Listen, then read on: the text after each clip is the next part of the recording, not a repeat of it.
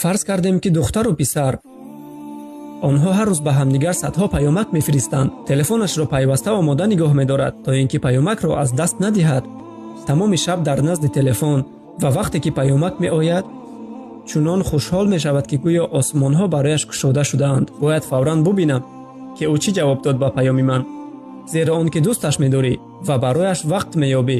Вале мутаассифона вақте ки гап оиди Аллоҳ биравад, нисбати ӯ ҳеҷ муҳаббате нест. яъне бубинед, бисёре аз мо бояд бифаҳмем ки Аллоҳи мутаол ба мо ниёз надорад.